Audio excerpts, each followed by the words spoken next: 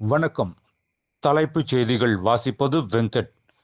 சபரிமலையில் இன்று மகரஜோதி தரிசனம் திரு ஆபரணம் பந்தலத்திலிருந்து கொண்டு வரப்பட்டது. ஜனநாயகன் திரைப்படத்தை மத்திய தகவல் ஒலிபரப்பு அமைச்சகம் தடுக்க நினைப்பது தமிழ் கலாச்சாரத்தின் மீதான தாக்குதல். விஜய்க்கு காங்கிரஸ் மக்களவை எதிர்க்கட்சித் தலைவர் ராகுல் காந்தி ஆதரவு. 14 வருடங்களுக்கு பிறகு சொந்த மண்ணில் பாகிஸ்தானை வீழ்த்தியது இலங்கை அணி. தமிழக மீனவர்கள் 10 பேரை சிறைப்பிடித்து இலங்கை கடற்படையினர் ஆட்டூழியம். யாழ்ப்பாணம் சிறையில் அடைக்கப்பட்டனர். நேர்மை, சமூக உள்ளடக்கம், நாட்டின் வளர்ச்சி ஆகிய 3 பொறுப்புகளை பட்டதாரிகள் பின்பற்ற வேண்டும். குடியரசு துணைத் தலைவர் சி.பி. ராதாகிருஷ்ணன் பேச்சு.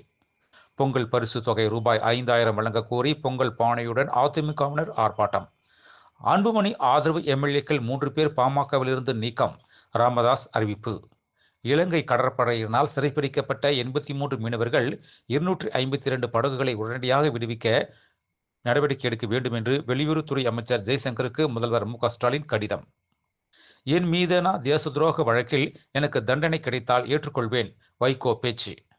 அதிமுக கூட்டணியில் ஓரிரு நாளில் புதிய கட்சி இணைய இருக்கிறது. எடப்பாடி பழனிசாமி தகவல். எதிரி நாட்டு டேங்குகளை அழிக்கும் ராணுவ ஆராய்ச்சி மேம்பாட்டு மையத்தின் ஏவுகணை சோதனை வெற்றி. சென்னையில் சம வேலைக்கு சம ஊதியம் கோரி 18வது நாளாக போராட்டம் நடத்திய இடைநிலை ஆசிரியர்கள் 1000 பேர் கைது. மேலும் விரிவான செய்திகளுக்கு அரசியல் ராஜ்யம் மின் இதழை படியுங்கள். நன்றி, வணக்கம்.